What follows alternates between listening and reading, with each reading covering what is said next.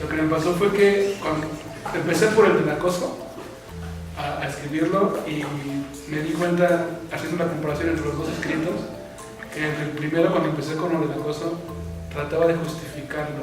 Sentí la necesidad de pedirle perdón, de disculparme, aunque nunca lo hubiera vuelto a leer.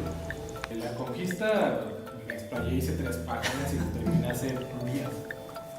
El de acoso me costó mucho trabajo, de hecho sí me metí en un conflicto interno bien serio.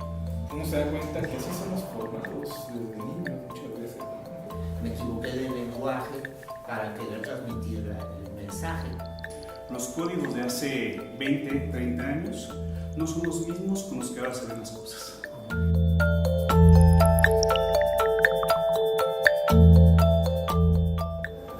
No es sí, no es no. ¿Qué es no? ¿O depende? ¿Depende del contexto?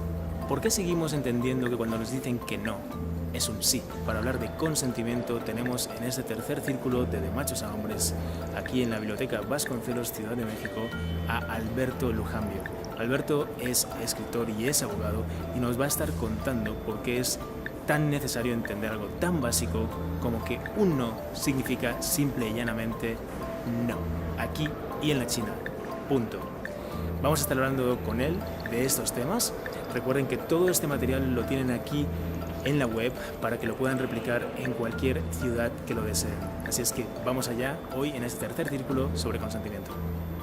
De nuevo estamos en un tercer círculo de aquí Machos a Hombres en la Biblioteca Vasconcelos, Ciudad de México.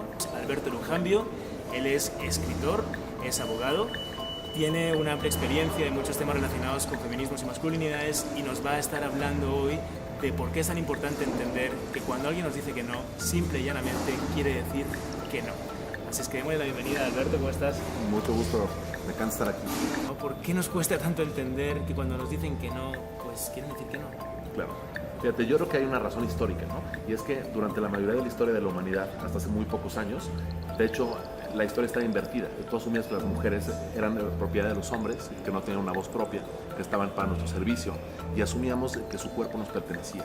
Es como un acuerdo perpetuado, como un patrón perpetuado que sigue allí, ¿no? Que se llama patriarcado, ¿no? Ajá, y este pacto, que es un pacto que fundamentalmente firmamos los hombres entre nosotros. Cuando hablamos de consentimiento, ¿de qué exactamente estamos hablando?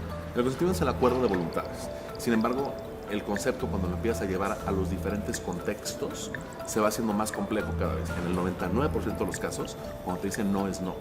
No hay que malentender lo que significa el arco de la seducción con lo que significa un no definitivo, ¿no? El no definitivo siempre lo sabes.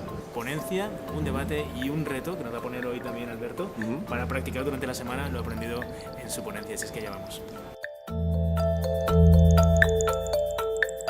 Te quiero la bienvenida, Alberto, muchas gracias por estar acá. Vamos a hablar también. Y que es un dilema moral importantísimo en el que estamos. Cuando se establece el consentimiento es el momento en el que hay un contrato, cuando intercambiamos una cosa. Dado que la mujer es un objeto, y es un objeto literalmente, es decir, las mujeres están adentro del patrimonio del patio de familias. Fíjense, mientras los romanos estaban ya haciendo conceptos jurídicos complejísimos sobre la forma en la que intercambiamos un grano de arroz, esta era la regulación jurídica de los cuerpos de las mujeres. La institución que yo creé para procesar los delitos en tu contra es una institución y que no solamente no te cree y no hace nada, sino que te revictimiza, ¿no?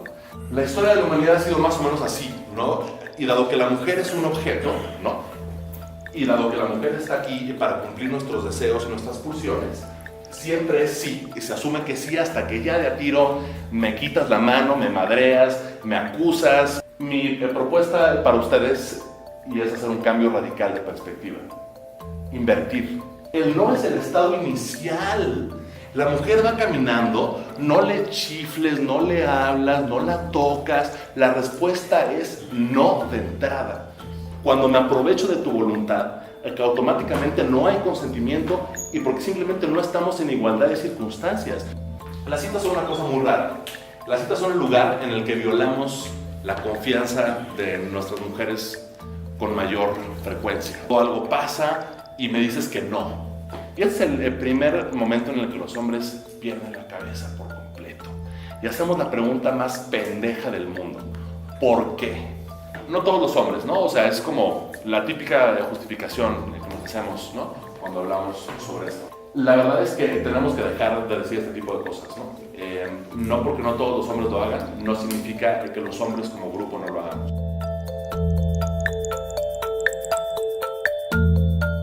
¿Qué punto a ustedes ha llamado más de la atención en cuanto al consentimiento, entendido como ese acuerdo de voluntades, que es bien ambiguo eso también, ¿no? No sé hasta qué punto eso puede ser un obstáculo en la cuestión de también como decir, a ver, espérate, o sea, no, los contextos en esto tampoco cuentan. Es muy probable que dos amigas salgan en la noche para coger, pero no para coger contigo. Que hay mujeres castrantes, ¿no? O sea, que de repente en esos juegos psicológicos te van dando como entrada. ¿Qué pasa también ahí en esos temas, no? Cuando todo te va indicando que sí, que sí, que sí. Y de repente es no deja, ¿no? Lo que hay que distinguir, ¿no? Lo que está dando consentimiento es el que le invites un trago. Está el otro consentimiento a que le lleves a tu casa. Está el otro consentimiento a que la tomes de la mano en la calle, ¿no? Pero lo que te da consentimiento para que la tomes de la mano, solo te da consentimiento para que la tomes de la mano, no para que la hagas de la mano. Y cada instante va ligado a un consentimiento que tiene que ser explícito y tiene que partir de la base, como nos ha comentado, de la base de que de entrada eso es no, a no ser que haya un consentimiento para ese momento específico. Por distintas razones, como que nunca vemos oye, podemos, oye, vamos a, oye, se puede, te invito, lo que sea. Sino más bien es como un automático de se enamoran y ya están teniendo sexo en la siguiente escena, ¿no? De entrada es un no. Y a partir de ahí veamos qué sucede, ¿no? La mejor forma de quitarte las ideas falsas que traemos todos de Hollywood, de la Biblia, del derecho, de nuestra familia, de nuestros papás, es hablando con las morras. Parece que tengamos que estar dispuestos, como hombres heterosexuales, a estar 24 horas, 7 días, 3 y 5 días al año, dispuestos a cogerte a todo lo que se te pase por delante. La friendzone es como, igual es parte del consentimiento. ¿Existe o no existe? ¿O es un término que nosotros como hombres ya es como más inventado? Sí. No quieres aceptar que una morra no quiere contigo. Y es una forma en la que quieres culpar a algo o a alguien de una situación que no es otra cosa y más que perfeccionar el consentimiento. Y cuando una cosa solamente la decimos los vatos, lo primero que hay que hacer es preguntarnos por qué solo la decimos nosotros. ¿Y qué es lo que está escondido? Tener esta distinción del lenguaje. No es siempre no. No importa la circunstancia. Aunque te digan que sí, incluso con la voz, y te dicen que no con el cuerpo, significa que le estás violentando. Número uno, que si bien el concepto del consentimiento es muy sencillo de entender, ¿no? Cuando lo ves en específico y cuando lo llevas a los detalles, distinto en cada situación se expresa, se recibe, se da, se entiende y se vive distinto. La segunda, ¿no? Que tenemos una distorsión en nuestra idea del consentimiento. Número 3, que en lugar de asumir que sí, como lo hicimos durante años cuando la mujer fue nuestro objeto y cuando era parte de nuestro patrimonio, teniendo que cambiar la regla. Y el inicio no es el sí, sino que es el no. Y la seducción empieza desde el no y transita del no hacia el sí. Me gustaría que hiciera una cosa similar a la que hicieron la semana pasada, ¿no? O sea, estaría muy interesante que se acerquen a su pasado y que hurguen, ¿no? Y que una situación en la que no estaban seguros de cómo estuvo el asunto del consentimiento, la aclaren. Su parte de la historia, cómo la vivieron y la sintieron ustedes. Segunda parte, cuál es su dilema. Y la tercera, lo que les diga la persona.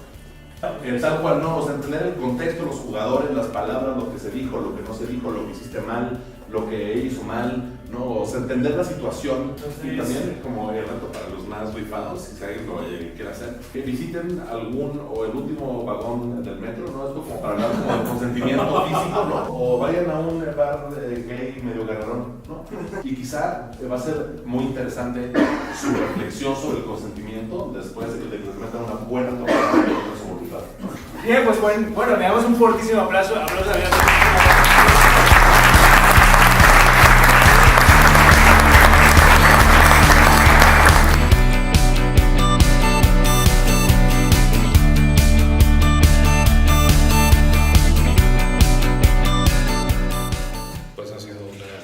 Bastante enriquecedora.